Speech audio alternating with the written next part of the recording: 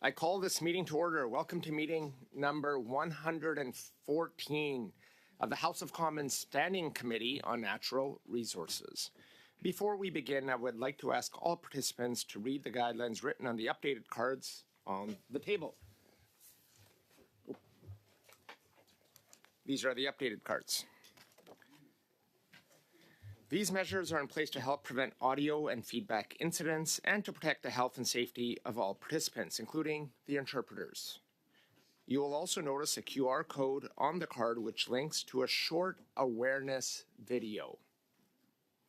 Pursuant to Standing Order 1082 and the motion adopted by the committee on Thursday, June the 6th, 2024, the committee is resuming its study of the Trans Mountain Pipeline expansion. Today's meeting is taking place in a hybrid format. I would like to remind participants of the following points. Please wait until I recognize you by name before speaking. All comments should be addressed through the chair. Members, please raise your hand if you wish to speak, whether participating in person or via Zoom. The clerk and I will manage the speaking order the best we can. I do use these two cards. Yellow is the 30-second warning. Red is time's up. And I will try not to cut you off mid-sentence, but when time is up, I will ask you to cede the floor. Now, I would like to welcome our guests for today's study from the Office of the Parliamentary Budget Officer, Yves Giroux, Parliamentary Budget Officer, and Jason Stanton, Advisor and Analyst. Welcome to our committee. You have up to 5 minutes for your opening statement, Mr. Giroux. The floor is yours, sir. Bonjour, Monsieur le Président. Good day, Mr. Chair, Vice Chairs, and members of the committee. Thank you for the invitation to appear before you today. We are pleased to be here to discuss our most recent analysis of the Trans Mountain Pipeline, which was released on November 8th, 2024. With me today, I have Jason Stanton, Advisor Analyst. Since our last report was published in June 2022, the total project cost estimate for the Trans Mountain Expansion project has increased by $12.8 billion to a total of $34.2 billion, and it began commercial operations on May 1st, 2024. Our latest report provides a current financial valuation of Trans Mountain Corporation using a discounted cash flow method on a go-forward basis. The analysis incorporates new data in conjunction with relevant publicly available information. The analysis does not include previous sunk costs, such as the purchase price or capital investitures prior to 2024. It's also important to note that the report does not present an audit or evaluation of Trans Mountain Expansion project construction or operating costs of the type performed by the Auditor General. The report presents two scenarios to illustrate how the value of the pipeline could be impacted by the future servicing and tolling framework.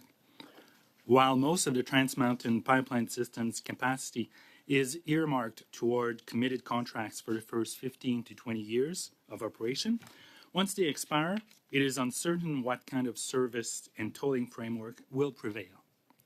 We estimate that a scenario where contracts are renewed has a current value of $33.4 billion, while a reversion to a cost of service scenario has a current value of $29.6 billion.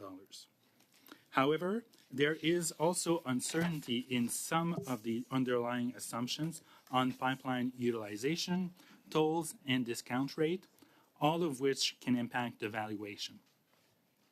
This is why the report also includes an assessment of the valuation sensitivity to these key factors. Based on Trans Mountain Corporation's most recent annual report, if the Trans Mountain Pipeline system were sold in 2024 at either of the present values calculated in our report, the government would record a loss on the sale. However, whether the government records a profit or loss on the sale of the Trans Mountain Pipeline network will ultimately be determined by the price a buyer is willing to pay. This would depend on factors such as the number of interested buyers, their costs to secure the necessary funds, the timing and method of sale, market conditions, and if some groups are given priority in the sale. Jason and I would be pleased to respond to any questions you may have regarding our analysis of the Trans Mountain Pipeline System or other PBO work. Thank you. Thank you, Mr. Giroux, for your opening statement. We will now proceed to the first round of questioning, and I'll begin with Mr. McLean for the first 6 minutes. Mr. McLean, welcome to committee. The floor is yours. Well, thank you, Mr. Chair, and thank you, Mr. Giroux, for coming to this committee on this important matter. We have a lot to ask you on this, one of which, of course, is your numbers on what this is worth to Canada as a sale. But let me just go through this. Before this pipeline was built, Canada had oil pipeline capacity of 4,690,000 barrels per day. The extra 590,000 barrels per day of expansion that the TMX brought to Canada brings us to 5,280 barrels per day of expansion. What that has accomplished in the time it's been open is a reduction in what's called the differential. And the differential applies to all those 5.28 barrels. And that differential was US 1865 a barrel last summer. And this summer, because of the opening of the pipeline, it's US 1505 per barrel. So about 360 US, let's call it $5 Canadian differential across 5.28 million barrels per day equals an extra bump to the Canadian economy of $9.5 billion and an extra tax take to the government of $2.8 billion per year. Were any of these numbers included in your analysis? The analysis looks at the financials involved in the transaction of buying the pipeline and making its expansion effective, as well as the potential cost of an acquirer, somebody who would buy the pipeline. It does not take into account the broader benefits. However, in previous reports, we estimated that a reduction in the price discount at which Western Canada Select sells of $5, and that was prior to the pandemic, that would entail additional benefits to the country of $6 billion for every segment of $5 in reduction in the discount at which WCS sells. So there are obviously broader benefits, which is probably why the government decided to proceed with the purchase and the expansion of the pipeline. Well, thank you. One of the biggest risks that isn't in your report here is, of course, the risk of government itself. And the risk the government brings to this equation is consistent with the Minister of Environment's report last week, where we actually are cutting him. He plans to cut emissions in Canada at a rate by 2032 that is, according to every player in industry, an indication that we're going to have to cut production by 1 million barrels per day. So take that 5,280,000 barrels per day and turn it down by 1 million per day.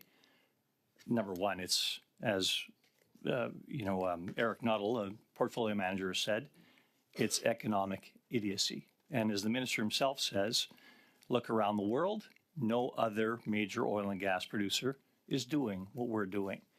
In your opinion, this 1 million barrels per day of reduced capacity, will that have an effect on the sale price potentially of the TMX pipeline? It's hard to assess exactly what the impact of the cap on oil and gas emissions will or could have on the value of the Trans Mountain Pipeline. There is quite a bit of uncertainty with respect to the pricing of such a unique asset, especially given the lifespan of the asset, which we have estimated at 40 years, but could be longer than 40 years. There are pipelines that are functioning well after the initial first 40 years of their building and entering into operation. So I can't pronounce really on the impact solely of the cap on oil and gas emissions. We haven't yet studied that, but there is work underway in my office to look at the economic impacts of the cap on oil and gas emissions, for which regulations were very recently released. Well, thank you.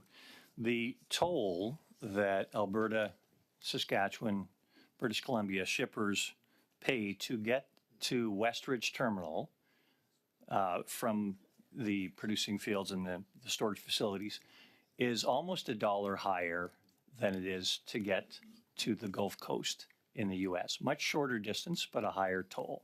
Can you tell us what impact that will have as a result of the great cost excesses built into building this TMX pipeline? So my understanding of the tolling framework is that it guarantees a certain return to the operator. So the higher the cost of building the expansion and operating the pipeline means that the tolls have to be higher for ultimately for the users of that pipeline. So cost increases have to be passed at least partly onto the users. So it increases the cost that oil producers have to pay to use the pipeline, and that probably leads to situations such as the one you mentioned. So that would lead towards what we call the economic idiocy of making our oil and gas production more expensive in Canada vis-a-vis the oil it displaces around the world. Would you agree? Well, the higher the cost of building a pipeline means that in order to guarantee a certain return to the owner, it has to lead to higher tolls, other things being equal. Final question here, Mr. Giroux. Do you think there's any connection between an emissions cap and the value of the pipeline at the end of the day? Ultimately, yes, because Thank yeah.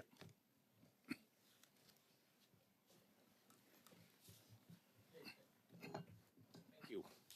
We'll now go to Mr. Shifke for the next 6 minutes. Go ahead, Mr. Shifke. The floor is yours. Thank you very much, Chair, et merci beaucoup de votre présence ici. Thank you very much for being with us this morning. The Trans Mountain Pipeline 2024 report stated that whether the government records a profit or loss in the eventual sale of the Trans Mountain Pipeline system will depend on what someone is willing to pay for it. The Minister of Finance, when she was here before committee, indicated that she's confident that $34 billion invested in the pipeline can be returned to Canadians. Given the more optimistic current value of $33.4 billion that your office attributed to the pipeline, can you expand on some of the current factors that could potentially lead to higher rate of return on the eventual sale of the pipeline? So, for example, if an eventual buyer deems that the Si un acheteur potentiel juge que le taux d'escompte qui est utilisé par la corporation qui détient le pipeline donc est trop élevé et voudrait avoir un taux d'escompte plus bas, alors la valeur du pipeline va augmenter. Of capital that is lower than others, then it could see value, additional value in buying the pipeline. By the same token, if the government decides to incite or incentivize certain Indigenous groups to be partners in a minority stake or even in a greater share of ownership, a participant, a willing buyer, could see additional value in partnering with Indigenous and First Nations. So these are all examples of factors that could incentivize people to buy the pipeline at a value that is higher than the present value of future flows suggests. Thank you. It was assessed that TMX will generate $92.3 billion in direct and indirect economic benefits to Canada and Canadians over the next 10 years. But your report didn't look at all the impacts. You didn't consider the profits generated by the pipeline while it is owned by our government, and you didn't include the federal tax revenues from the project. Why did you choose to exclude those benefits from your report? Because in our view, any buyer would probably take a selfish interest in buying the pipeline. They presumably wouldn't factor in other benefits other than to shareholders if they were to buy the pipeline, assuming it's a private sector entity or a non-resident entity, as it could happen, being foreign purchasers.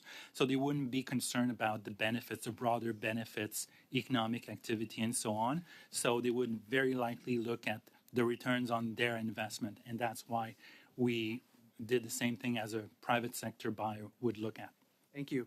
Now, obviously, the economic benefits for Canadians, the province of Alberta, are enormous. $92 billion is a lot of economic activity. Above and beyond, if the government of Canada was able to sell it for the costs associated with building it and putting it in place, would this project have significant economic benefits for Canadians if that was the case? I think that is without a doubt that there would be broader benefits. There are already benefits because the pipeline is in operation. And as one of your colleagues indicated, the discount at which the WCS sells has been reduced. So Canadian oil producers can fetch a better price, presumably than without the expansion itself. Thank you, Mr. Giroux. I have one last question for you. When you consider all of the benefits from the pipeline, the profits while the Government of Canada holds the pipeline, the federal tax revenues, the benefits for the province of Alberta, and the broader economic benefits, as well as the sale, do you think the Government of Canada will lose money on this project if you look at the entire picture? It's hard to say that with certainty. It depends a lot on whether the government, on the price at which the government does sell the pipeline. Thank you. We'll now go to Monsieur Simard for 6 minutes. Monsieur Simard, the floor is yours. Merci, monsieur. Thank you very much, Mr. Chair, and thank you for being here, Mr. Giroux. Much appreciated. You said at the outset that the analysis does not take into account the costs that have already been sunk into the project, and that would be the price plus interest. And what is it?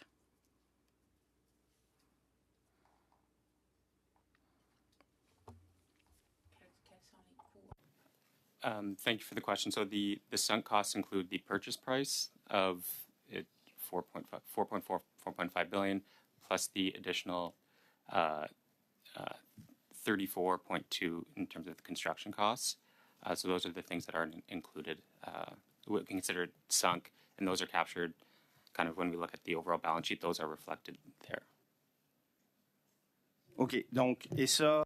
Okay, so that's money that the government will never claw back or recuperate or make back.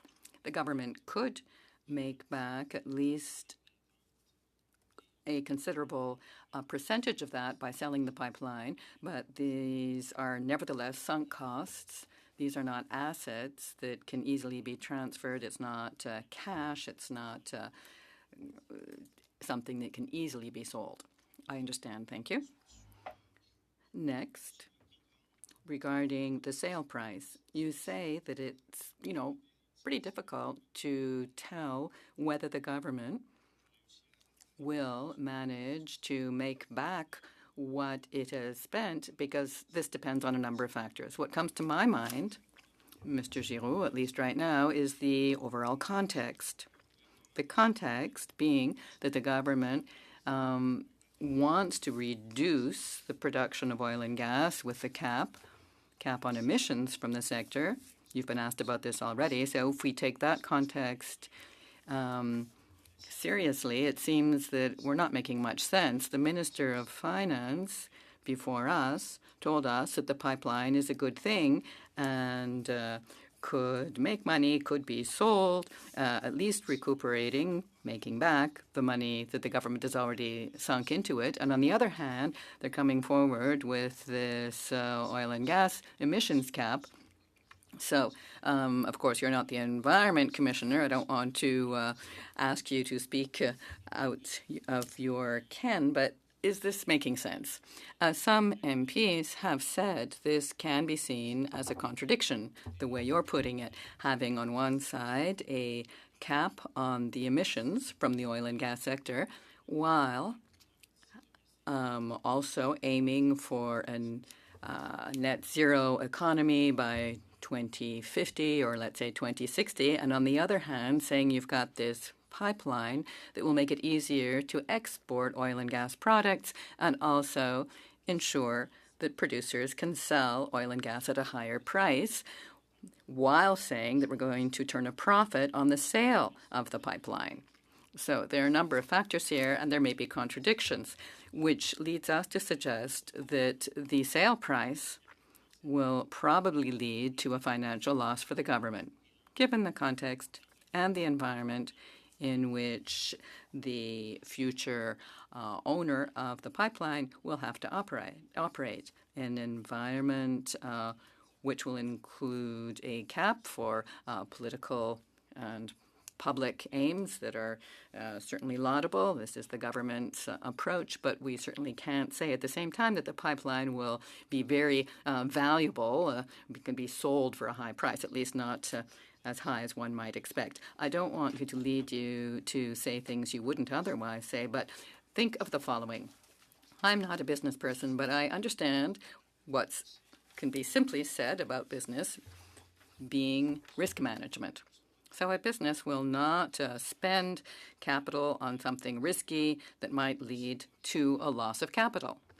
So looking at the first report that you made public, that you published, if I look at this report, for example, I have the impression that no public company would ever want to take on this risk, would never have created this pipeline. Thus, the government was stuck doing it. I don't see, therefore, why any other company in the future would want to take on all this risk for $34 million, knowing that over the next 40 years, for example, we may see new technologies. We may not be using as much oil and gas. Does that seem sensible? Yes, that reasoning is sensible and certainly aligns with what we've seen so far. Kinder Morgan, for example, that did not want to expand this pipeline, the government then stepping forward to buy it and carry out the expansion of the pipeline. Now we can see that with the costs,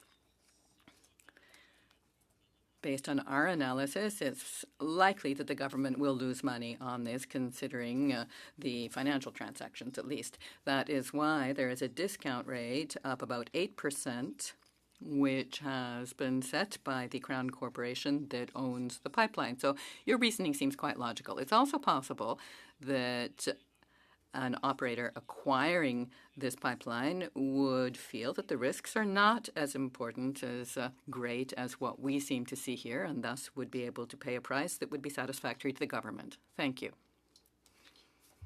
We'll now go to Ms. Blaney. Ms. Blaney, welcome to committee. You have 6 minutes. Well, thank you, Chair, and I thank the witnesses for being here today. Mr. Giroux, I enjoy spending time with you. I know we did a lot of work on Marriage After 60, so I have a great amount of respect for your work and that of your team.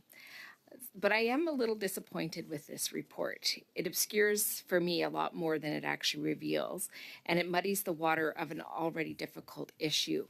So I guess my question is around the fact of you changing the fundamental methodology from net present value to present value. By removing the debt and the net and focusing only on the present value, you only consider revenues moving forward. Canadians really do want answers on how they get paid back on the immense taxpayer load sunk into this project. So it feels like you erased the cost of purchasing and building the pipeline. I'm just wondering, are you assuming that Minister Freeland will simply erase the debt load? No. In fact, we didn't go for net present value because net present value would also have to assume future costs of construction.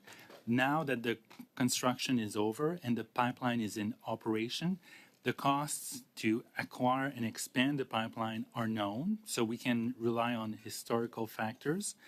And given that the pipeline is in operation, some of these costs can already start to be amortized as part of the ongoing operations.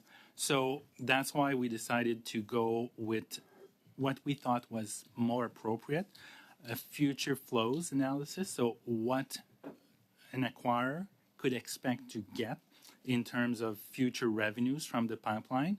And they can do the simple calculation of looking at what is on the books in terms of assets and liabilities, because it's known how much the pipeline costs to acquire and to expand. So we don't need to do a net present value of these costs because they're in the past, and some of these have already started to be written off, as I said, or amortized over the expected lifetime of the pipeline. So it's not at all a judgment that anything will be erased or written off or erased from the books. Well, thank you for that. But we have to acknowledge that what we're seeing right now is basically a setup of a shell company through the Trans Mountain Financial. And it makes it really easy, in my opinion, for the government to simply erase the debt. The Export Development Act allows the minister to simply order the debt disappeared. Was this what you are factoring in and deciding to let go of the net present value analysis? Poof, the debt is gone. But my concern is that the project will still lose money. And I know you talked about really it being a price that a buyer is willing to buy. But it feels like now it's muddier and harder for Canadians to understand what that will actually look like for them in terms of the taxpayer money that they have invested. It's true that the ownership structure through subsidiaries of Crown corporations and other subsidiaries looks a bit more complex than what one would expect. I think the expectation or the reason to go with that ownership structure is to facilitate the sale, to a private sector potential owner or potential bidders. And it doesn't mean that we, or at least we don't anticipate any debt to be erased or written off or foregone by the government of Canada. And I think the ownership structure is clearly intended to facilitate an eventual transaction. So I feel very strongly that your scenarios are not only highly optimistic, but really it feels like it pretends that the climate crisis isn't real. So you assume that after 20 years, the contracts will just be renewed. Kinder Morgan in the original toll methodology said clearly that they wouldn't go beyond a 20-year period because there was simply too much risk. Would you agree that the world will be in very dire situation if this pipeline continues to pump out bitumen at full volume for the next 40 years? It's quite possible that the tolling system will be different in 20 years. And we mentioned in the report that the two scenarios we have are only two scenarios. They're not the upper and lower bounds of the present value of the future income streams. There could be many alternative scenarios depending on what happens with oil production in the oil sands sector and depending on future policy choices of the Government of Canada. So these are not meant to be the upper and lower bounds. There could be other scenarios happening. And I'm there with you depending on what happens with climate policy. The value could be slightly or significantly different.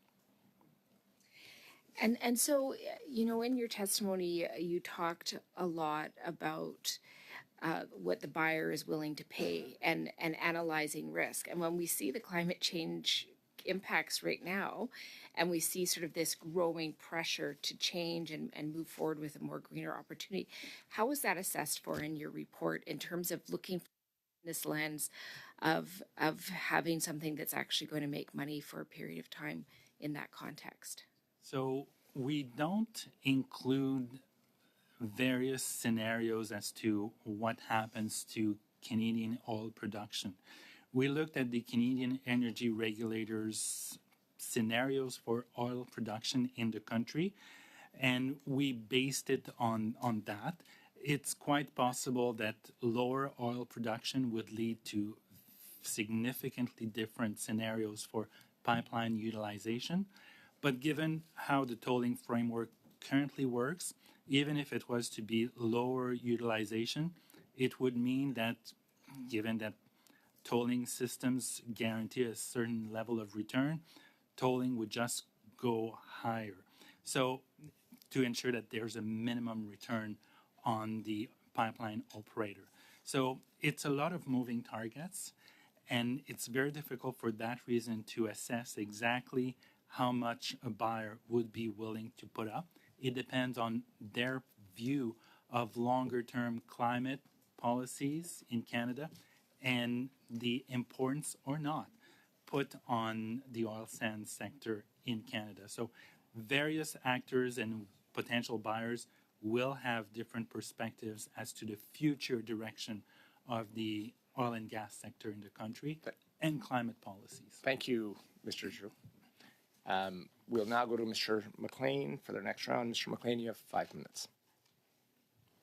Well, thank you, Mr. Chair. Mr. Giroux, further to our last questions, there's no serious forecaster in the world that looks at energy production and sees a decrease in the amount of oil produced in the year in the world in the next few years.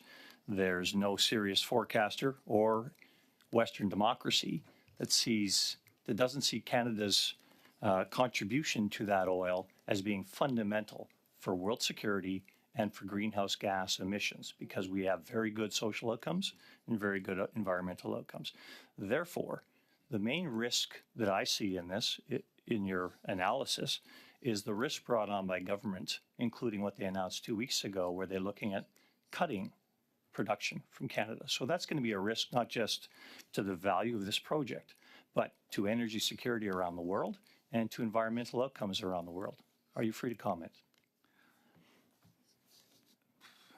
As I said before, and in response to Ms. Blaney's question, what a potential buyer sees as the future direction of government policies with respect to oil and gas production and environmental standards and so on will affect their willingness to pay a certain amount for the pipeline. On the issue of broader energy security worldwide, I don't think I'm the best person to comment on that, as it depends on a lot of factors. Thank you.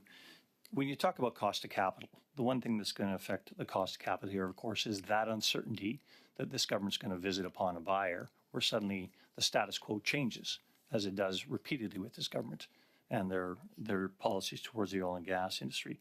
Therefore, any buyer is going to require a guarantee that the ground isn't going to shift beneath their feet. And that guarantee is going to have to be given by this government, which is going to be a cost.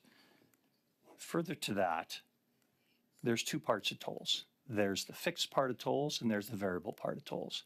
If we reduced oil production in Canada by 1 million barrels a day, that fixed part of the tolls would be shared amongst a smaller number of barrels. Therefore, that fixed cost would go up, and that would impact, of course, Canadian economic activity. Have you calculated how much that would reduce Canadian economic activity? No, we have not looked at the broader impacts on Canadian economic activity of different oil-producing scenarios. We have looked at the value, potential value of the pipeline's operations, acquisition, and potential sales, but not the broader economic impacts under various different scenarios of oil and gas production in the country. Thank you.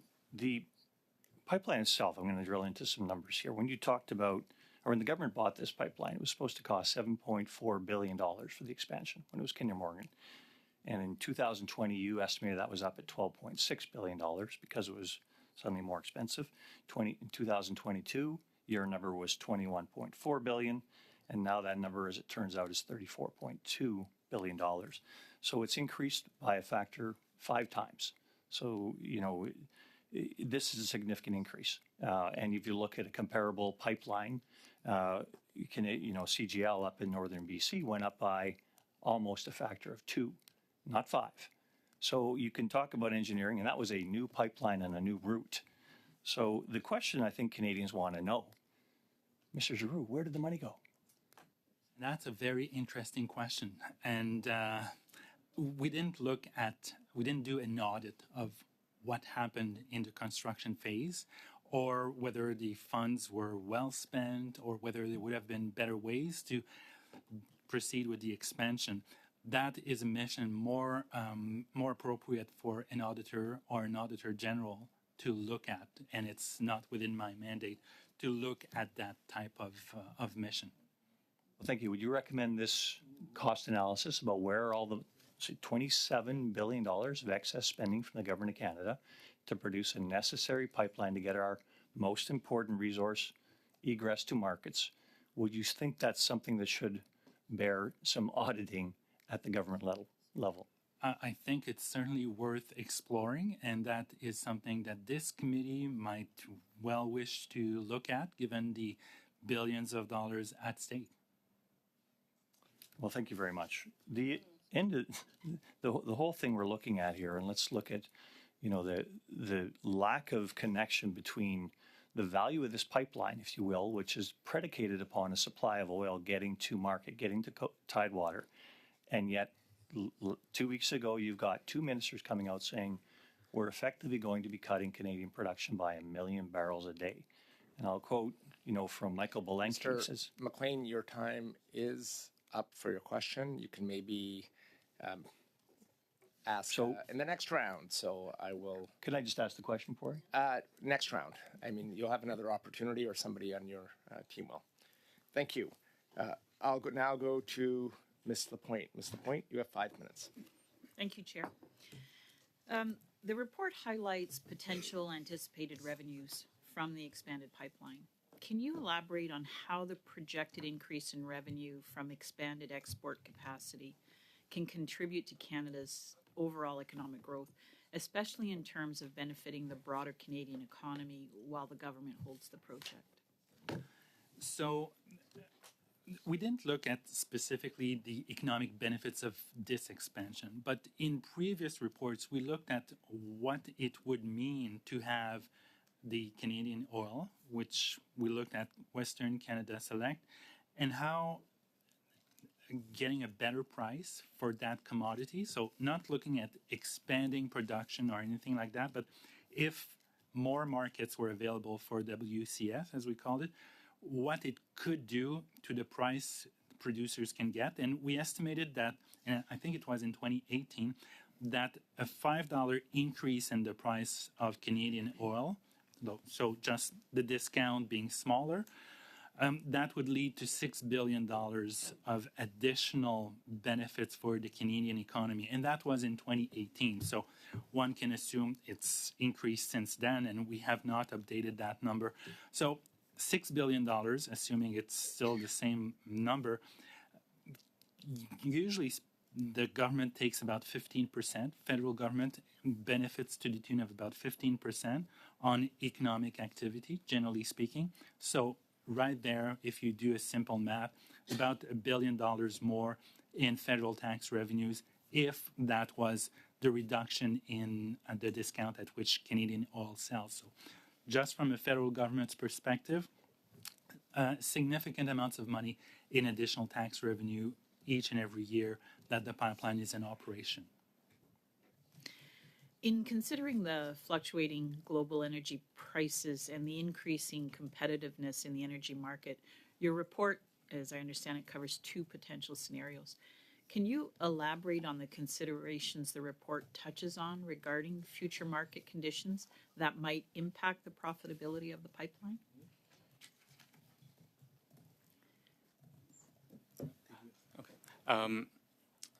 So I think that for the purpose of the report, we kind of assumed two different scenarios, just given that there is uncertainty in terms of what's going to happen. So I think, as Mr. Giroux said, there is just a lot of uncertainty after the initial 20 years of the contract. So the two different scenarios kind of represent kind of two possible scenarios, but not kind of a full outlook in terms of what could potentially happen. So just to complement on Jason's point, we didn't look at market conditions per se. We just looked at two scenarios for the pipeline because market conditions could vary due to the oil production level. Could also vary if there was another way of transporting Canadian oil. So we saw with the U.S. elections, Keystone XL could be back on the drawing board or could become a possibility. And even in the absence of changes in oil production levels, that could affect the profitability or the utilization rate of TMX. Are you able to comment on energy security and how that can contribute to national security and national economic resilience? It's hard for me to comment on that because I'm not we haven't looked at the energy picture as a whole and energy security as a whole when we looked at one pipeline. And you ended the report saying a profit or a loss on the eventual sale of the Trans Mountain pipeline system will depend on a wide range of factors. Can you expand on the variables you listed and can you tell us what would the factors need to look like for a profit scenario? Sure. So there could be a scenario where, for example, a prospective buyer believes that the discount rate, so the value it attaches to flows of money in the future, is higher than what CDEV, the Crown Corp that currently owns the pipeline, puts on these future flows. So CDEV discounts these future flows at a rate of 8%. A prospective buyer could say, nah, it's too high. We think that $1 next year is not to be discounted by 8%, but 6 or 5%. And then that would increase the value that a buyer attaches to buying the pipeline. Similarly, there could be buyers with lower costs of capital. We can think about crown corporations or state entities from other countries who decide to buy. If they can't finance themselves at very low rates, they could say it's worth buying because our cost of capital is quite low. So these are two examples of factors that could make such a sale profitable for the government of Canada. Thank you. Thank you, Mr. Giroux. We'll now go to Monsieur Simard. Monsieur Simard, you have 2.5 minutes. Oui, je vais vous poser une... I will put a question to you, Mr. Giroux, that may be a difficult one, but I'm going to ask you to explain this for the common person, like what I do when I'm discussing updating a computer with my parents or a phone. I just put it very clearly to them, but I would like to know something about the irrecuperable amount. Is that we've got that $4 billion originally used to purchase the pipeline. That's something we can't get back, right? All right. We refer to irrecuperable sums as sums that have been placed, if you wish, in this asset that are irrecuperable.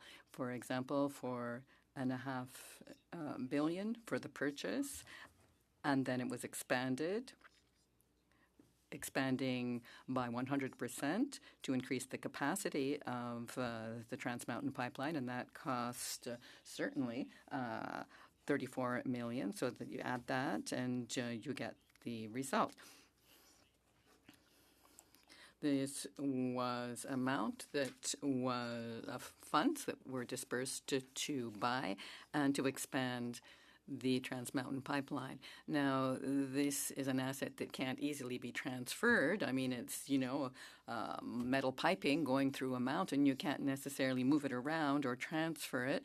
This is steel that carries oil over a very specific area of the world. If I told my parents that we've lost around $4 billion, would that be more or less correct? It will depend on the price for which the pipeline can be sold. And so to get that back, you'd have to sell it for about $38 billion. Or the old line has been carrying hydrocarbons for a number of years, and the new one has only been working for a while, so there have been some profits that have come in already. There's been revenue. All right, very good. Let me go back to what my colleague Greg had to say. I like him a good deal. I don't always agree with him, though. He stated that there's no scenario under which oil and gas will be reduced.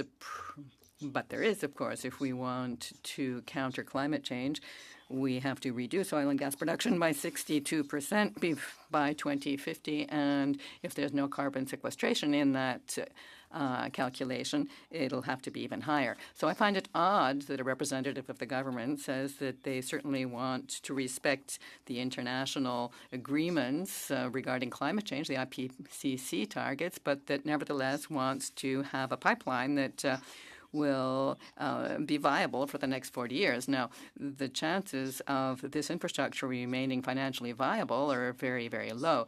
For one, Ms. Zapp, my apologies. I didn't want to cut you off mid-sentence, but Je veux juste souligner que M. I would just like to underscore that Mr. Giroux seems to have nodded, so I think he's agreeing with me. you have an opportunity to get a response maybe at your next round of questioning. Ms. Blaney, you have 2.5 minutes. The floor is yours. Thank you, Chair.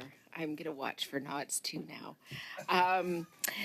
One of the things that I find really frustrating about a lot of these things is that the information is very fragmented. So it's like one part is looked at, but if you don't look at the whole context, it makes it hard. And I understand that as time moves, the risks and things change, but that fragmentation is a bit frustrating, I think, for me and for many Canadians.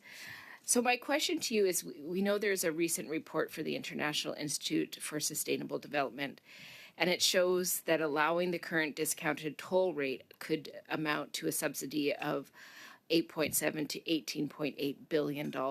Have you looked into the toll discounts being given to the oil companies and compared what that might look like for a purchaser? No, we have looked at the current tolling framework, which my understanding is assumes a certain minimum rate of return for the pipeline owner and operator, but I haven't looked at the potential subsidy. Okay. So we know that oil companies often complain that they're already paying too much when they're only being charged less than half the full cost. For a company to buy this project and make their money back, they have to charge in the neighborhood of dollars a barrel. This would have a serious impact on the scenario for high utilization of the pipeline. Do you think that's the case? I'm not sure. Right now, it seems to be that the pipeline is in operation, is being used to a large extent, and we've assumed that given the contracts in place right now, the utilization rate will be close to full capacity for the next 15 to 20 years. The big unknown is what happens after these long-term contracts expire in 15 to 20 years. And so, knowing that risk, how are you assessing for that in the actual report itself? I'm going to come back to that general idea that Canadians want to know that the money that they've invested is going to be paid back to them. We know that it depends on what the business is willing to pay. But how are these things being quantified, and what kind of risks do you feel that Canada is taking through this process? So this risk is being quantified by using a discount rate of about 8%, the same as CDEV, and by having the alternative scenario where one potential scenario where the long-term contracts are not renewed for the same percentage of the capacity of the pipeline, where a greater proportion is on the spot market. But as I said, there could be multiple other scenarios, and who knows what happens in 15 to 20 years. There could be a much lower proportion of long-term contracts for the utilization and a much larger proportion on the spot market. And that's inherently difficult to quantify. Thank you. Thank you, Mr. Drew. We'll now go to Mr. Patzer. Mr. Patzer, you have 5 minutes.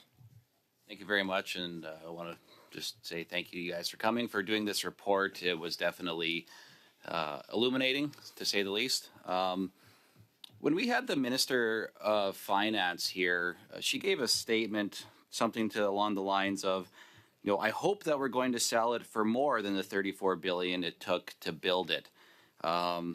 Given the report that you've written, that's not very likely, is it? As I said, we don't think that's the price that a willing buyer would be willing to pay for the pipeline. It doesn't mean that nobody will be willing to pay more than what we estimate. It depends on their perspective of the future direction of Canadian environmental policy, oil production, their cost of capital, for example, whether they partner with other groups, such as Indigenous groups, which could make it more desirable. Some may see that as less desirable if such conditions were imposed. So there's a lot of variables that come into play, but based on numbers and the discount rate that CDEV is using, we don't think the government will make a profit by selling this pipeline, but we could be proven wrong. Do you think the government was using numbers different than what you had available to you as part of the study that maybe would have given them the ability to say that, possibly? Well, one of the important factors in assessing the value of a pipeline for a prospective buyer is the discount rate, and we use the same one as the government is using. So that's a big factor. The other ones are the future tolling framework, and I don't know that there's any change that's been announced or that's in the pipeline. Maybe the government has information as to interest that has been expressed to them from prospective buyers who are very interested, but we're not aware of any such discussions or prospective buyers having indicated an interest. So by and large, the government would be using the same numbers as we are using. Okay. Yeah, because I think when you look at how we got to where we are today, I mean, the original proponent was going to build this project, and it wasn't necessarily, I wouldn't say it was a lack of interest on their part. I think what happened, and they've made it pretty clearly known, it was a lack of political will and regulatory certainty. I mean, they already had the approval in place, and then the goalposts kept moving repeatedly. And those delays and the lack of clarity and certainty by the government is what ultimately what chased them away, and then forced the government to step in and buy this pipeline, right?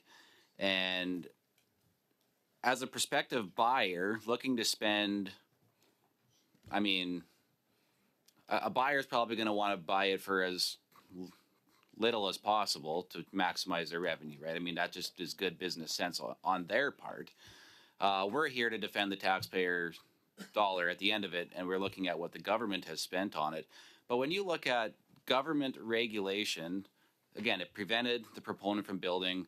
And then you look at the pancaking of these new regulations, like the emissions cap, their fuel regulations that they're imposing, the carbon tax, the way it's being piled in on top of things. It's, as a proponent, why, like, I mean, where's the future going to be for these guys if you're going to spend that kind of money on a project, and yet this is what's happening? And how do they expect to get full value when they're really they're pretty much literally shooting themselves in the foot here, shooting the taxpayer in the foot by imposing all these policies on people? Like, that's got to be a painful pill to swallow for a prospective buyer, no? That's a very good point. The government is currently in a situation where it owns an asset, and the value of that asset is determined in part by its own policies on oil and gas production, on environmental policies. So the point you raised is something that is very valid, and that's probably why the government is maybe interested in selling, because it doesn't want to be judge and party at the same time. It owns a big asset, but it regulates in a way that affects quite directly its value. So a prospective buyer would have to consider that. The environment in which it will evolve determines the value of that asset. Thank you. Thank you, Mr. Giroux. Before I go to our next speaker, I just have a follow-up question for you. It looks like a cost-benefit analysis was not done by yourself, because we're not looking at the benefits to federal, provincial coffers, significant, in this case, significant dollars that will benefit the province of Alberta provincially and municipalities. So why did you not undertake a full cost-benefit analysis of the entire project and the benefit to Canadians? And then a follow-up on that is, economist Trevor Toome was here, and he suggested that the government could profit between $4 and $8 billion from the sale of a pipeline. So a real discrepancy on what he has said from his analysis and what you have provided today. If you could provide some comment on that. Sure. So generally speaking, we don't do cost-benefit analysis because the costs are usually measurable, or the revenue streams of different measures. The benefits can be much more diffuse and harder to measure in many instances, which is not to mean that they cannot be measured. It's just more difficult.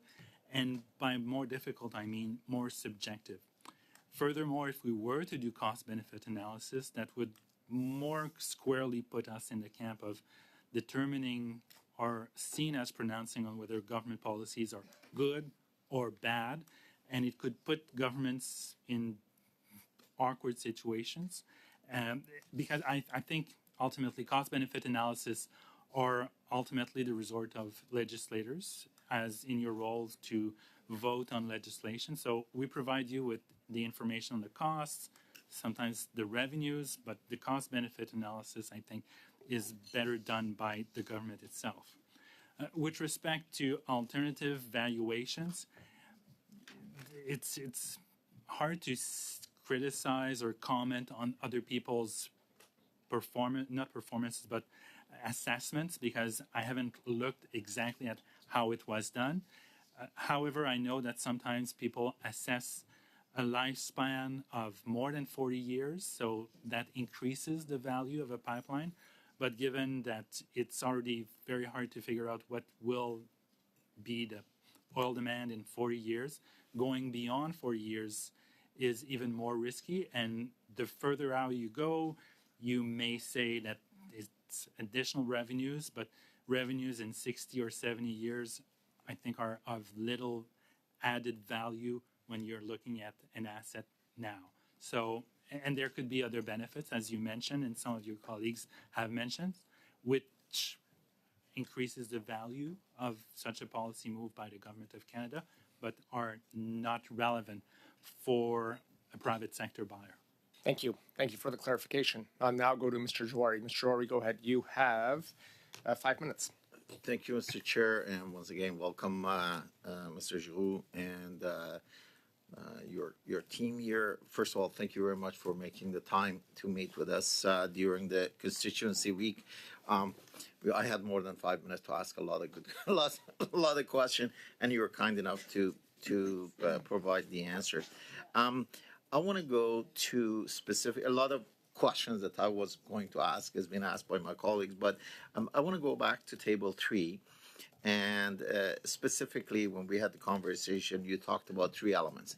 You talked about the pipeline utilization, you talked about the toll, and you talked about the discount rate, and you did a sensitivity analysis, plus or minus 2.5% across the board. And as I was looking at the table, I realized that if we increase the pipeline utilization under a contract renewal and under present value calculation of 40 years, when we look at the pipeline utilization, if it goes up by 2.5%, and if the toll goes up by about 2.5%, which is from 11.4 to about 11.6, and the discount rates actually comes down by 0.5, we are now into roughly about $4 billion, whether it's sold at $33 billion or whether somebody buys it at 29.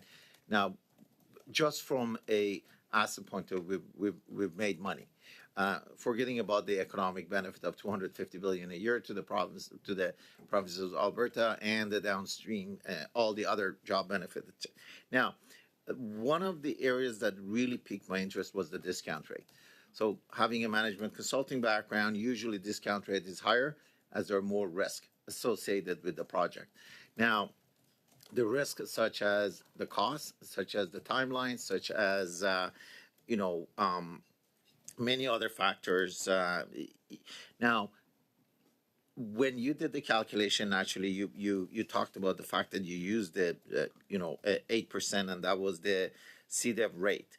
Now, when you look at those risks, in your opinion, has the risk been dramatically now reduced now that we are in a position that we are? The pipeline has completed. We see the utilization is going up. Do you see a scenario that all of these risks should put us in a position to be able to use a lower discount rate, which by default increases the value of that? So please. Yeah, if you look at the situation in 2018 compared to now, the risks have significantly gone down because the pipeline has been expanded, it's in operation. So these types of risks related to the construction and the operation of the pipeline have gone down significantly. So the oil is flowing. So from that perspective, risks have gone down, which suggests a lower discount rate.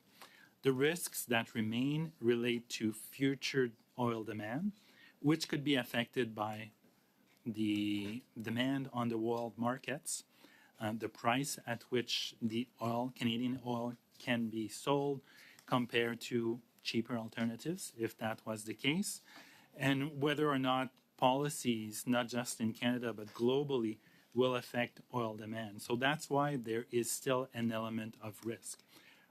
The question as to whether a lower discount rate should be used is a very valid question, and I'm sure that various proponents or potential buyers could see a different discount rate being applied, be it higher or lower.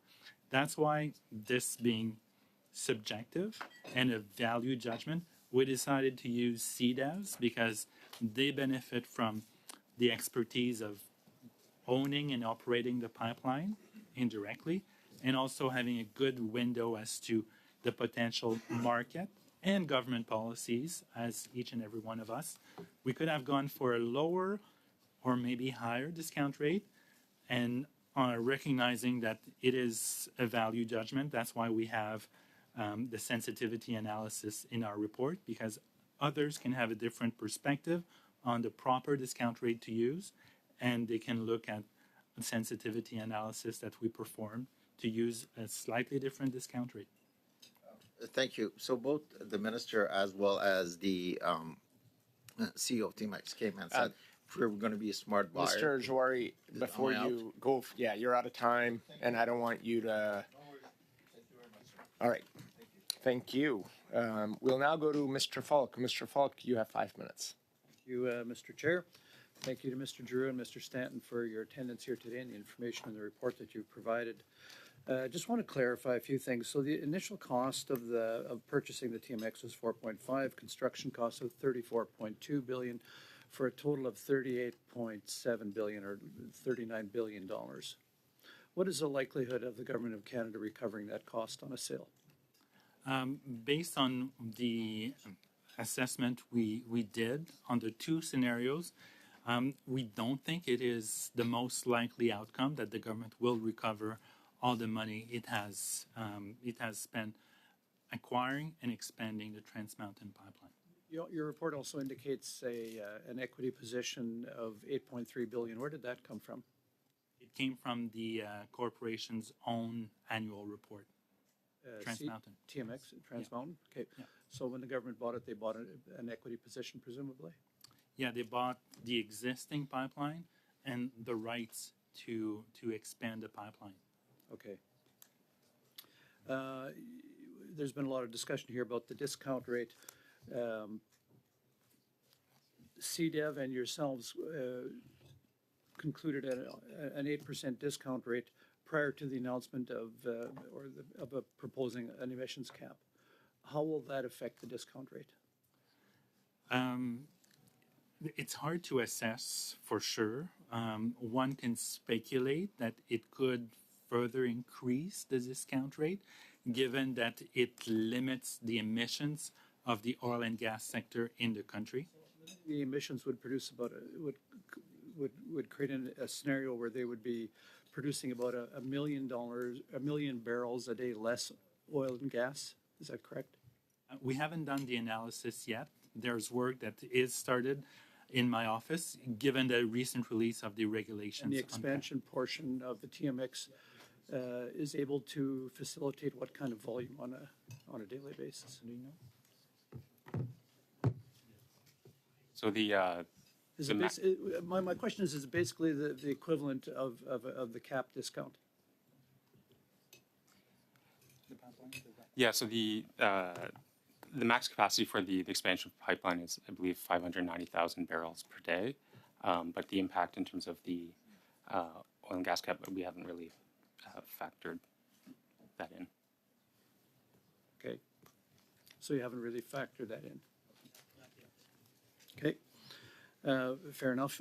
What would the toll rate have to be in order to generate a $39 billion sale price? Do you know?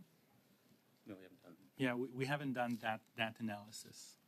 Not the toll rate itself. We use scenarios where pipeline utilization or the tolling structure, long-term versus shorter-term contracts, but not the level themselves. How could you do that analysis without those levels? Well, the long-term contracts have a value that is, yeah, they have a longer-term utilization rate, which guarantees an income stream, whereas the shorter-term contracts are more unlikely in terms of revenues that flow into this corporation, the owning corporation. Okay, and that is something the Canadian Energy Regulator determines anyway. Exactly. And if the toll rates do get increased, who pays? It's the oil producer. Okay. If the toll rates are higher, it's the oil producer using the pipeline who end up paying. So they will pay even though there's a world market price for the oil. So, yes. So it just increases their costs. Exactly. Reduces their profitability, reduces the taxes paid to the Canadian government. That's a very good 5-second summary of what happens. Exactly. Okay. So on a going forward basis, what will interest rates do to the value? You based it on what interest rate? Is maybe a better question to start with. Yeah, we based it on the CDEV scenario interest rate, right? No. Yeah. So we based it on kind of the projections of based on their publicly available documents in terms of what their borrowing rates are. That would be factored into the discount rate that is used as part of the 8%. So it's based on kind of the rates that the corporation has. There is a portion that's. So would you have used the commercially available rates through national banks, or would you have used the sovereign rate for the government of Canada? So it would be based on the borrowing rate that the corporation has, but again, in terms of how they specifically calculate it, I think it's best placed with CDEV because we assumed that had the same discount rate that they had. There is a portion of the debt financing that is kind of on a fixed basis, as well as for the initial borrowing, as well as then the market rates with the syndicated banks. But again, that would factor into the discount rate, but they would be best placed in terms of providing the exact rates. And maybe I can complement that. Mr. Drew, just very short. Go ahead. There's a hybrid. So Trans Mountain Corporation has financing from the government through the subsidiaries, but they also have some financing through commercial banks. So they have a hybrid. And to answer your question, what happens if interest rates go down, the discount rate would normally go down as well because it's determined quite closely with the prevailing interest rates and the longer term interest rates as well. Thank you. Time's up. Time's up. Thank you, Mr. Falk. Thank you, Mr. Drew. We'll now go to Ms. DeBrusen. Ms. DeBrusen, you have 5 minutes. Thank you, Mr. Chair, and thank you to both of you for being here today with us. It's been very interesting just to hear your input and your ideas. I did want to clarify one thing because I think in some of the questions there has been a statement that the cap that was announced a couple of weeks ago now is a cap on production. And I do want to clarify that what was announced and what the draft regulation set out is actually a cap on emissions from oil and gas. So I just I think that's really important to clarify right at the outset. And I just wanted to clarify, Monsieur Giroux, because you did just speak quickly about that. I wanted to clarify, you did not, when you did this report, do any analysis of what the impact would be on a cap on emissions from oil and gas on the sale. Is that correct? You're right, we did not. Okay. And also, I just, so that I can be clear, when you were doing this report, did you calculate the impact of different tax credits for carbon capture? No, we did not because we didn't think that was material in the ownership and operation of a pipeline. Thank you. I hear that the members opposite are choosing to chirp a little bit about my questions, which I find interesting because I will just say that I'm just trying to clarify what was in the report and what the pieces were. I believe that's something that everyone here has had a chance to speak to. Okay. I know that when we were talking as well, you talked about not factoring in benefits. And so perhaps we can talk a little bit about what exactly goes into the scope of your study. Because, for example, some of the witnesses who we have heard today talked about how there was a difference in the contracts for workers on these pipelines, that before it was purchased by the government, they were not union jobs, and then they did become union jobs. When you're looking at all of the valuations that you're doing, do you include anything like that, those kind of benefits to workers, particularly in Alberta? We did not use or look at the downstream or upstream, in that case, benefits through higher employment and employment income. However, in previous reports, we looked at the economic impacts of the construction of the pipeline. And off the top of my head, I don't remember, but we had an estimated impact in the number of jobs and impact on GDP, so gross domestic product, but not in this report because we looked at the optics from a private sector buyer who would consider buying the pipeline. Okay. Thank you. I just also wanted to clarify that when you're working on these reports, your mandate, and when you're looking at it, perhaps if you can help me, maybe you can help me to just clarify quickly what the scope of your mandate is, because you did make some comments just earlier that were a bit political about what you thought might be government motivations. Is it in your mandate as parliamentary budget officer to share opinions and create analysis of what government might be thinking, or what motivations from government might be other than pure numbers on the prices? My mandate is to provide analysis and information to parliamentarians related to issues of importance, issues that they are studying, including things that have an impact on the national economy. Okay. Is there any kind of political analysis that goes into that? No, and I don't think I made any political comments, if that's what you are referring to. I think I was answering the question as to what could be the factors that impact the sale value, or the value or the price that a willing buyer would be willing to provide or pay for the pipeline, and what types of things or factors could influence the price that the buyer would be considering offering to the government.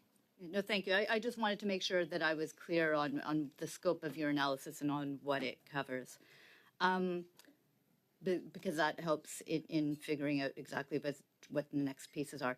The final piece is just quickly to reconfirm, if I understood correctly, when Mr. Falk had asked the question about interest rates going down, that would change the discount rate you apply. Is that correct? Presumably, yes. Other things being equal, yes. That's your time. Right on time. Thank you, Mr. Bruson. We'll now go to Monsieur Simard. Monsieur Simard, you have 2.5 minutes. Merci.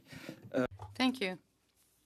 I'd simply like to get back to my colleague, Mr. Bruson's comment. I would appreciate your saying something about politics, Mr. Giroux, but of course I can see that you've held yourself back from that, even though I'd love to hear what you have to say. But look, let's focus on what is under your mandate. In 2022, when you tabled your first report, thereafter the Minister of Finance went on the record to say that no further money would be poured into Trans Mountain. Is that what you found? The analysis that we carried out was based on prior data, historical data that is in public, stating that since then the construction costs were $12.8 million. But of that 12.8, Je suppose, parce que vous avez parlé en réponse tout à l'heure, vous avez dit que c'est un régime. billion dollars. I'm translator's error, billion. A good deal of that came through Crown corporations that, all said and done, are the owners of the Trans Mountain expansion. Given that they are Crown corporations, This is all consolidated in the financial statements of the Government of Canada. So yes, part of that $12.8 billion was contracted on the private market, but most of it, at least a good considerable percentage of that, Jason can give us some figures, it was certainly from public borrowing. Said so. Initially, there was the financing that was provided through TMP Finance, and then as of 2022, when they changed some of the regulation for the corporation itself, they then started borrowing directly from the financial institutions. The government is providing a guarantee on those loans, but the debt is taken on in terms of with the banks. Merci. Mais je peux quand même. Thank you, but I could take it that a government guarantee, let's say I'm going to buy a house that I can't really pay for, I won't get the government backing that. So I could held that to be a type of financial support. Is up. On y So you reviendra. can continue on next Merci. round. Thank you. We'll now go to Miss Blaney. Miss Blaney, you have 2.5 minutes. Thank you, Chair. And I have just one question. So the Deputy Minister came to our committee and said that she expected to sell the pipeline for more than the $34 billion spent by the taxpayer. Your numbers suggest that the loss will be in the range of 6.5 to 15.2 billion. Can you explain to the committee the discrepancy between your numbers and Ms. Freeland? Does she have information that you don't have? So just to be clear, the loss based on the numbers that we have would be lower than the numbers you mentioned, because there's already some amounts that have been amortized over time, given that the pipeline is in operation. It's possible that the minister has had discussions with potential buyers, or that she has information as to the potential sale price, and this would be normal in the context of discussions to potentially sell an asset of that magnitude. But just looking at the numbers, these are numbers that have been provided to us by the Crown Corporation, by the government, and that are in the public domain. So some of the information is confidential, but we were able to use it to assess the value of a potential buyer's willingness to pay. So maybe she has, and the department has additional information, but we're not privy to that. The loss will be lower than the numbers that I mentioned, but you also said that it is based on how much the buyer is willing to spend. So I'm just wondering, how do you sort of balance out that discrepancy? I understand that there are some things that are being paid off and that process is unfolding, but we actually don't know if those numbers will be lower or higher. I'm just wondering if you could talk about that a little bit more. That's a very good point. So when Monsieur Simard referred to buying a house or acquiring a house, there's lots of comparisons, usually on the same street, in the same city. An asset such as a pipeline is pretty unique. There are a few pipelines around, but they don't serve the same producers. They don't get to the same markets. So that's why it's inherently difficult to assess the value of a pipeline. One method is to look at the value of the future flows of revenue, given that the tolls are regulated. So it's one method to assess how much the government could sell that asset for. But a buyer could decide to buy it for economic interests that go beyond the future flows. For example, for energy security purposes, if it was a foreign entity, or other factors, if it believes that government policy will change in the future in one way or the other, they could be willing to pay more or even less. And the number of buyers, a bidding war is possible, but it's very difficult to know exactly until there's a for sale sign. Thank you, Mr. Giroux. Thank you, Ms. Blaney. And we'll now go to Mr. Dreeshen. Mr. Dreeshen, you have 5 minutes. Thank you very much, Mr. Chair, and it's great to be here to listen to the explanation that many of us have been looking forward to for quite some time. There was a discussion earlier about the mandate, and as you mentioned its issues of importance and impact on the national economy, and that became the metrics that you were looking at. And as I had mentioned to you earlier, having been in public accounts, when we talk about full life cycle of projects, whether it's a 40-year project or a 50 or a 60, I think that's important. I think I relayed the F-35s and the National Defense and PBO and Auditor General's time frames that they had. So obviously there's a fair amount of confusion that had taken place there, but it'd be nice if we knew exactly how many years we were going to be putting in there. I would like a little bit of a clarification, perhaps. The discussion on cost of capital and just how much of this was government guaranteed, because if it's government guaranteed, that we shouldn't be worrying. I question what the concern would be as far as the interest rates are concerned and so on. And the other, people have indicated the government bought the right to build a pipeline. Do you have any information on the litigation that they would have been subject to had this not gone through?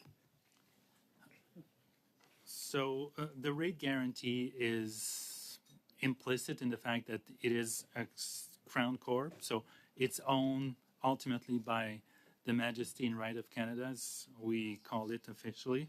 So the financing from government borrowings is done at a rate that is advantageous for the corporation, although it's slightly higher than the cost of borrowing for the Government of Canada. And the guarantees when the corporation went and got financing on the private market was probably done at a favorable rate, knowing who's ultimately behind the borrowing. So from that perspective, the pipeline is benefiting from rather favorable terms of borrowing, both on the private and the public side. The other part of your question? The other part had to go with the fact that there's potential litigation as far as not getting this pipeline built. But perhaps we can move on to that, because one of the other things you had mentioned is how significant it would have been to have been able to do some auditing at the construction stage. And, we see reports about, woodpecker nests and so on, and how that stops it for a couple of weeks. And I know people that have worked out on it, and, if there's an anthill, how much time it would take to be able to sort through that. And not that those aren't significant things to consider. It's the length of time that it takes in order to get from one stage to the next.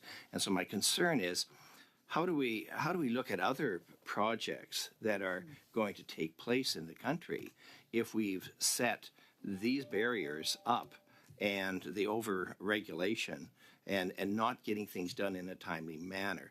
Is that anything that you could advise upon? Well, it's something that has come up quite often in the context of big procurement projects, notably in the case of national defense procurement projects.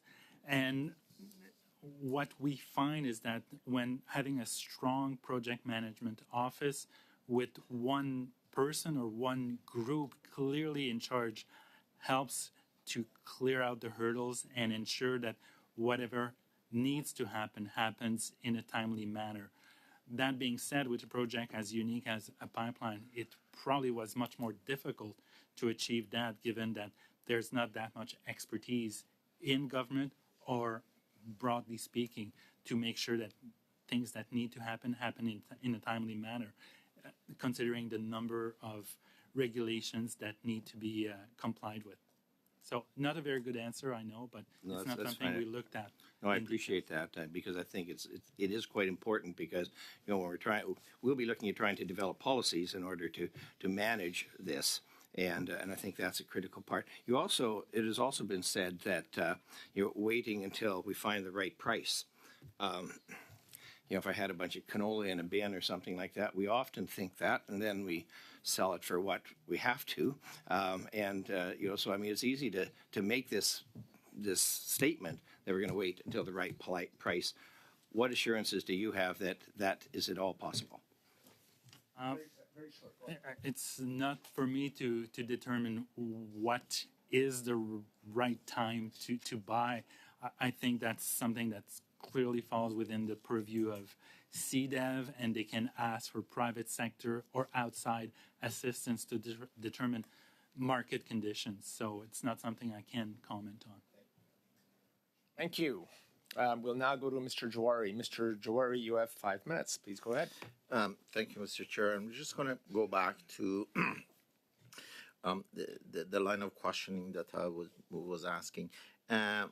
So the price, the value that you have put on this pipeline is based on the present value of 40 years, based on certain risk.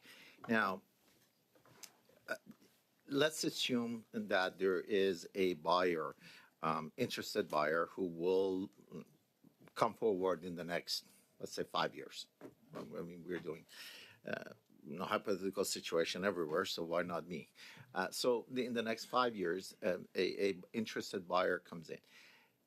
Can you tell me what elements of the risk that you had taken into account in your calculation would have been in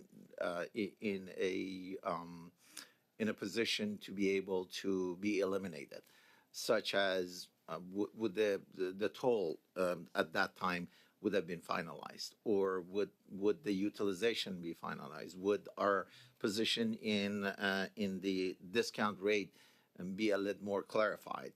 So to me, those would be able to position us to make a decision at that time, because I don't think any buyer is going to come and say, with all the respect that I have for you, your office, and your work, is not going to come and say, well, you know what, the PBO said it's going to be 29 million, I'm not going to pay more than that, because it's all the variables that you've taken into account. Can you comment on that?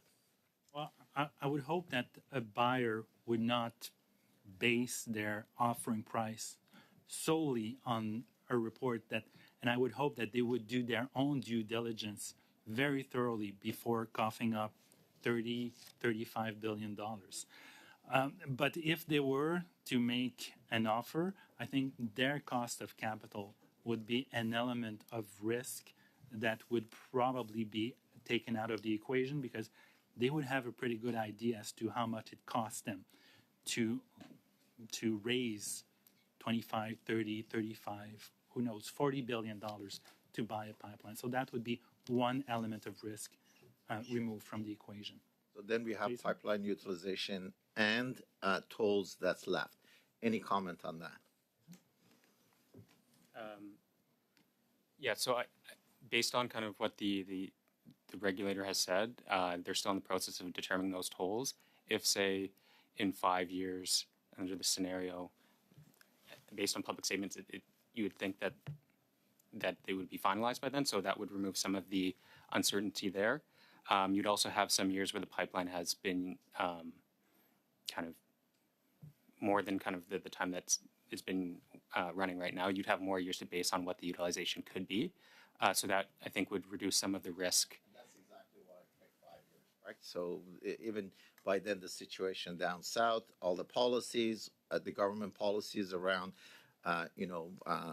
price and pollution, a lot of those things have been finalized, and then a true value calculation based on known variables or known factors will be, and I believe at that time we're going to see that the value of this pipeline, just as its own as an investment, is going to be much higher. Thank you, Mr. Chair. I'm going to yield the rest of my time to Ms. Dubrusin. Okay, go ahead, Mr. Brusin. Thank you, Mr. Chair. And again, this has been a very interesting conversation today, and I very much appreciate the time that's been given us to by the Parliamentary Budget Officer. But now I believe it's time that we get to some of the other pieces that we've been trying to work on, and I would move to resume debate on my motion on wells. Okay, it's a dilatory motion, so we will proceed to a vote. Please proceed with the vote, Mr. Clerk. The question is to resume debate on the motion of Mr. Brusin, moved on October 7th. Mr. Brusin? Yes. Ms. Jones? Yes. Mr. Jawari? Yes. Ms. Lapointe? Oui. Mr. Shifky? Oui. Mr. Dreeshen? No. Mr. Falk? No. Mr. Patzer? Nope. Ms. Stubbs? No. Monsieur Simard? No. Ms. Blaney? Yes. Okay, that passes. We will now resume debate on the motion, and I will give the floor back to you, Mr. Bruson. Go ahead. Well, I was just going to suggest that now that we're moving to the motion, that we would be able to dismiss the witnesses unless we believe that we can go directly to a vote to pass the motion. I think, give me a moment.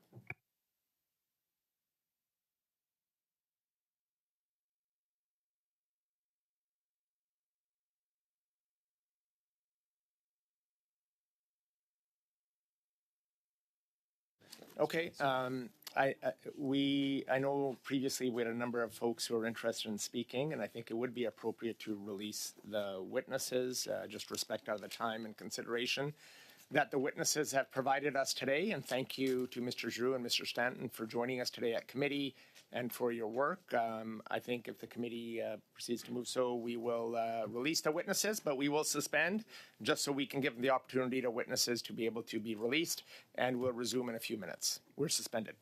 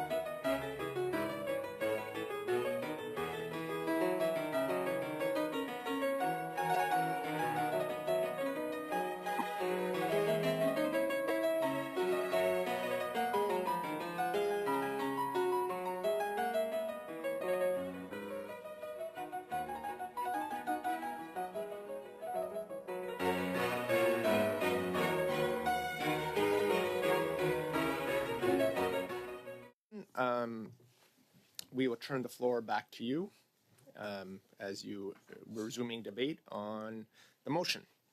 So why don't I maybe bring us back to where we are at, which is that I had brought a motion that had been amended by Missy Simard.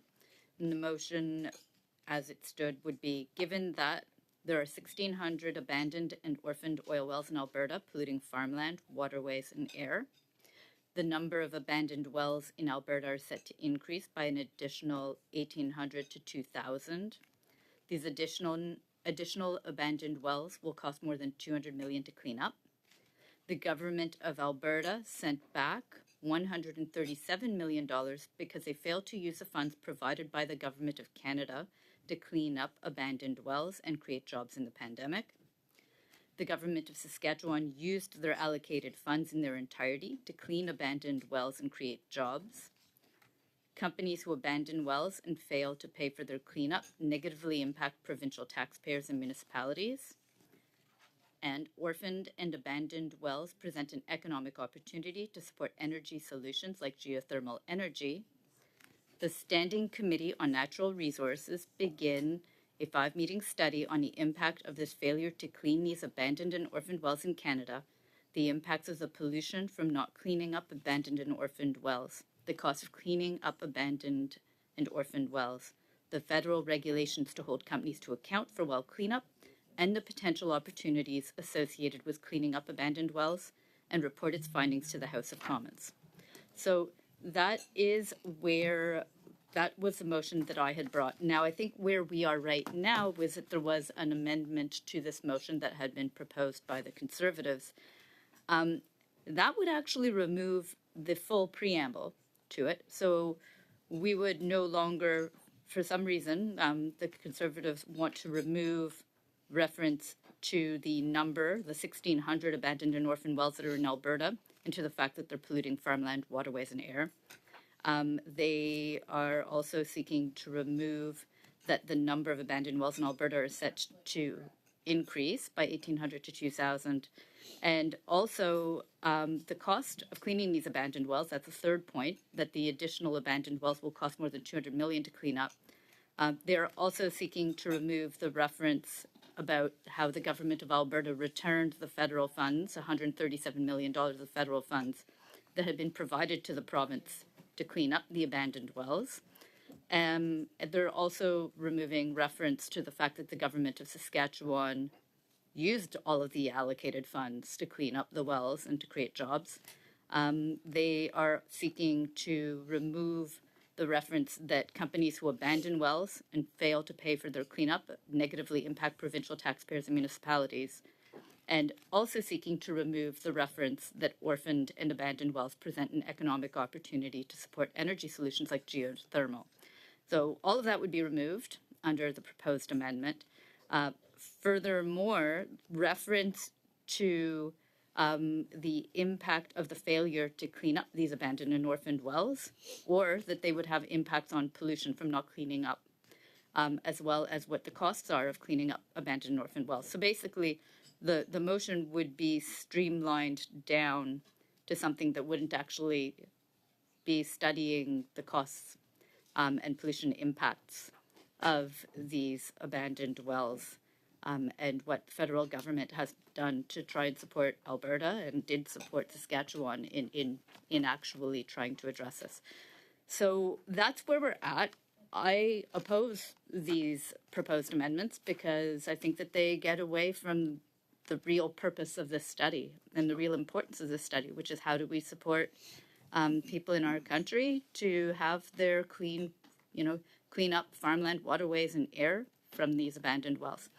So that's my proposal, is that we vote against this proposed amendment from the Conservatives, and I'm hoping that everyone would be ready to vote on that. Thank you, Ms. DeBruson, and I'll go to the next speaker on our speaking list, which is Mr. Patzer. Mr. Patzer, go ahead.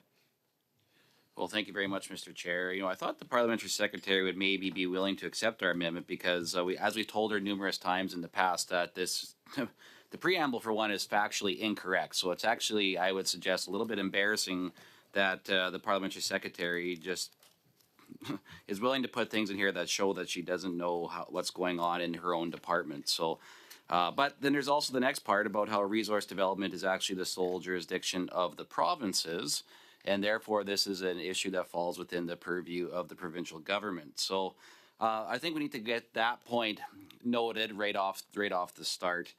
Again, we also need to make note that the province of Alberta didn't want to send that money back. They actually said, we want to use the money to clean up wells on reserve land, because those wells on reserve land would actually be federal jurisdiction, and and there's actually several companies in Alberta and across the country that are Indigenous owned and operated that have the knowledge and the skill set to be able to do so, but they would like access to these funds. This government said no to that and demanded that Alberta return the money.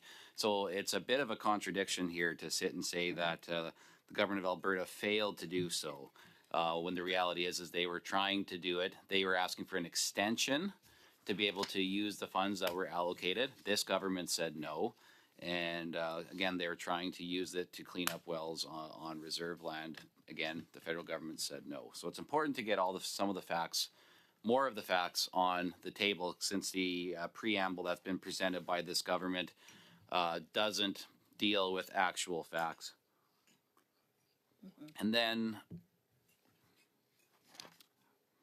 another part that she mentioned, well, if we did get rid of she said if we got rid of the preamble, then we wouldn't be able to deal with any of these things. Well, the reality is it's the meat and potato part of it here talks about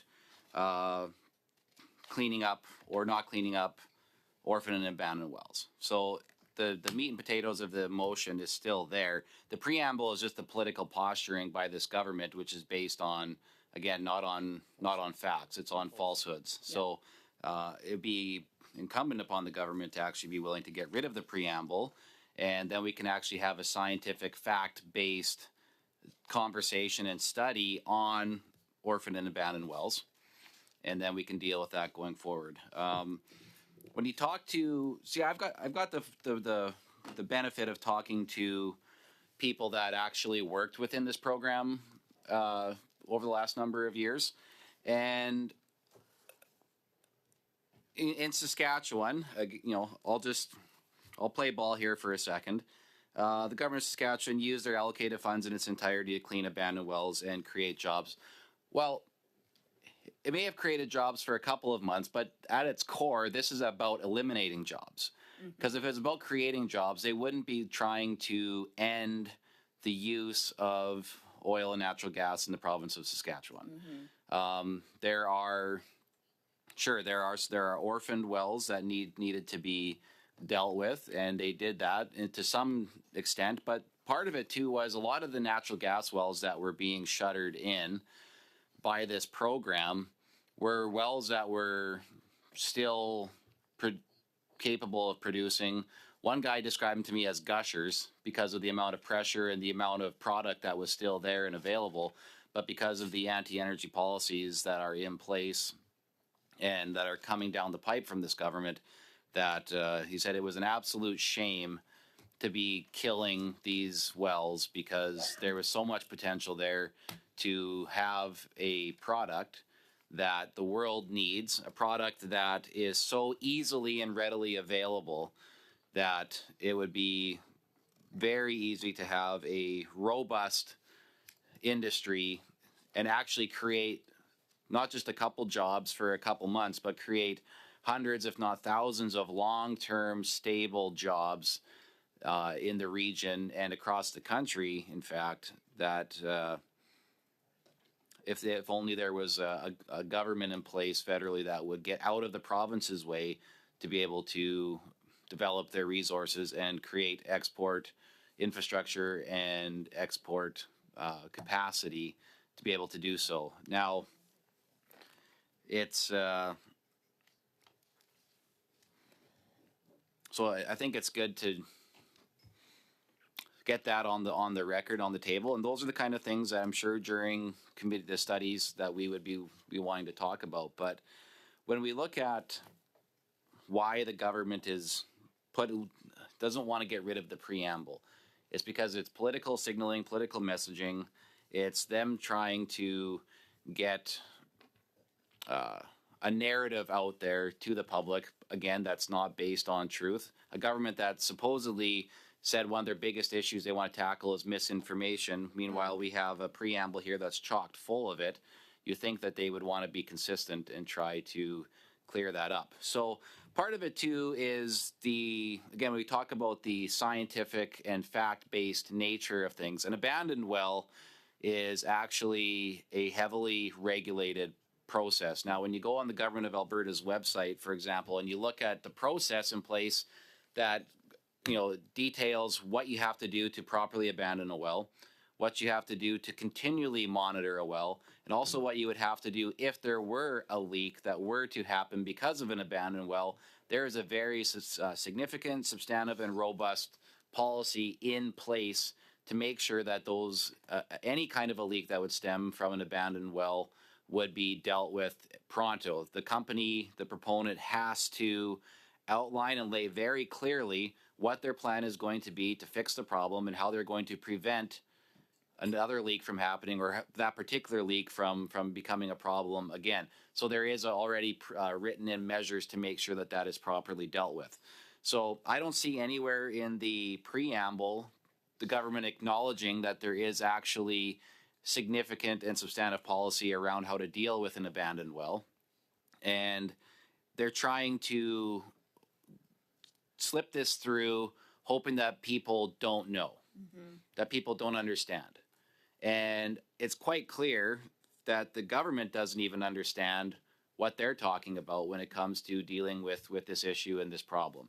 This is something that I know the municipalities in Saskatchewan are keenly aware of and keenly concerned about when it comes to the orphan well side of things, but they also know what the process is for abandoned wells in Saskatchewan as well too, and there is good work that is done to make sure that abandoned wells are properly taken care of. So there is a very important distinction that does exist between an abandoned well and an orphaned well, and it's one that this government clearly does not know and does not want to. They'd rather be ignorant of it and just operate under the assumption that abandoned means bad, and we're going to just say that this is a horrible thing and create a false narrative around it. So orphan wells can also be in many different states as well too. They could be inactive, they could be suspended, they could actually be abandoned, which means that they've been properly taken care of. Orphan wells can also still be producing and providing a product into the economy and into the industry. Right. So it's important to note that there are many facts that exist that this government is unaware of and does not want to hear, does not want to address. These are things that we will discuss if we're ever able to get to the actual report itself. The government should move on from this preamble because, again, Canadians want a fact-based argument. They want to know that the government knows its facts, knows the details, and is willing to deal with the actual science and truth of the matter. And that's not what we're seeing in this preamble. They're trying to, no pun intended, they're trying to gaslight Canadians on this and assume that Canadians just don't know. And Canadians do know. When you look at how many people work in this sector, and you look at how many Canadians from across the entire country work in the sector, particularly in Alberta, but also in Saskatchewan, in BC, in Manitoba. But these are folks from Newfoundland. People travel across the country to get to Newfoundland to be able to work in the industry there as well, too, because it's such a vast workforce. And people are quite often looking for to explore new opportunities or different skill sets within it. You know, maybe someone that's worked on land wants to go work offshore, or vice versa. There's many different parts to the industry and sector that offer good employment, good wages, and the community benefits obviously are off the charts. So, I think it's important to note that it's more than just Alberta and Saskatchewan that have orphaned and abandoned wells too. So it's interesting that the government would avoid talking about other provinces and what the situation is in those provinces as well too. We know that Ontario has quite a few as well. I think they've got over 15,000 abandoned wells. The amount of orphan wells they have is quite a bit higher as well too. I think it's over 7,000 orphan wells last time I saw. So I think it's important to get facts on the table and note that this is not a Alberta issue. This is not a Saskatchewan issue. This is something that's gone on around the entire country. So it's funny that the parliamentary secretary wouldn't talk about this being a national issue. It shows here again that the government would rather seek to divide Canadians, or trying to pit Saskatchewan and Alberta against each other just by going with the comparative numbers here. Well, Alberta didn't spend all their money, but Saskatchewan did. That's not a compelling argument. And when they ignore, like I mentioned earlier, the fact that one province, the province of Alberta, was trying to get an extension to be able to use the funds because they got quite a bit more funding than the province of Saskatchewan did. I think that's also worth noting as well, too, because it doesn't actually talk about the dollar value that was allocated to each province. Alberta was given substantively more money to do this work. And when you look at what happened with, I believe there was 3 different Treaty First Nation associations that got together and talked about this issue. They talked about their skill set. And I think when you look at the skill set that their workers, that their people have, and the fact that what they could do with the funds, with 137, whatever the number was, $1 million that the province of Alberta was trying to allocate to cleaning up wells on reserve, I think it'd be important to note that. First Nations contractors have successfully reclaimed over 1,600 well sites in the past. They've done so in a safe, responsible, and efficient manner. So having that allocation of money that Alberta was trying to get to the hands of these First Nations companies to be able to clean up wells on reserve land, which again is the jurisdiction of the federal government when you're dealing with reserve lands. I think that would have been an important piece to have on the record and of note. So again, these are facts that the government has not included in the preamble and that they should have in the preamble. And, another interesting fact that I think the parliamentary secretary would like to know is that Indigenous women earn $115,000 within the oil and gas industry versus about $43,000 in other industries. So when you look at the income discrepancy that does exist between the different industries and different sectors, we look at the job opportunities that do exist. I think that's important. Pipeline jobs for women across the sector pay the most, $151,000 for crude oil, $113,000 if you're working in the gas side of the industry. Question, éclaircissement, Clarification, please. Monsieur Simard, Mr. Simard, go ahead. Comme il est déjà. Et malheureusement, moi, j'avais prévu. Given that it's already 1 o'clock and that I unfortunately do have something else on my calendar for today, I think that we will need to continue this discussion on Wednesday. Colleagues, thank you. We are at 1, and because of resources, we will suspend.